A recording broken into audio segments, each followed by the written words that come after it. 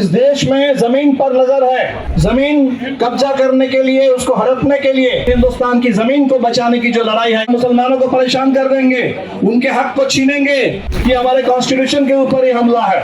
ये हम सब लोगों का साझा सवाल है।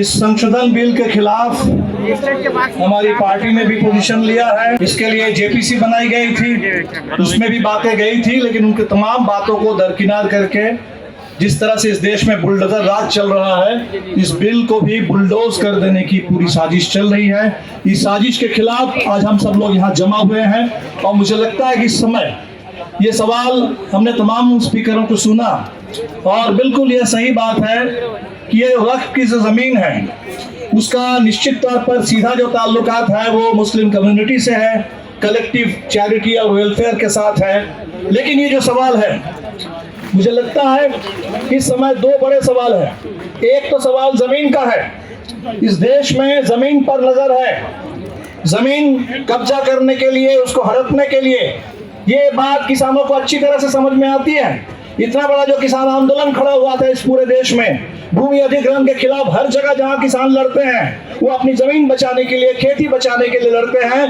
कॉर्पोरेट का कब्जा, उस कब्जे को रोकने के लिए लड़ते हैं। आदिवासी लड़ते हैं इस देश के अंदर अपने जल जंगल जमीन, उसकी हिफाजत करने के लिए, उसकी रक्षा करने के लिए।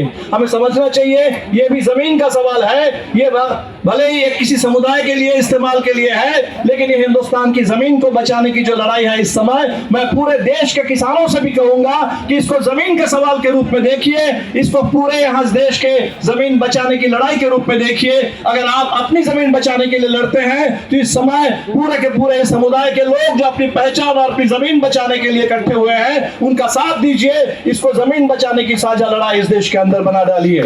हम कहेंगे कि हमारे कॉन्स्टिट्यूशन के ऊपर ही हमला है। ये हमारे पूरे एक स्वायत्त संस्था है। किसी भी देश के तमाम स्वायत्त संस्थाओं पर हमले हो रहे हैं, उनकी सारी स्वायत्तता छीनी जा रही है और हर जगह स्टेट की दखलंदाजी है, स्टेट का दबदबा है इस समय। अभी हमने उत्तराखंड में देखा है जहां पहला प्रयोग हुआ है यूनिफॉर्म सिविल कोड का, और वो यूनिफॉर्म सिविल कोड का जो प्रयोग वहां हो रहा है उससे बात बिल्कुल साफ है कि बात ये करेंगे, इनको लग रहा है कि इससे मुसलमानों को परेशान कर देंगे, उनके हक को छीनेंगे।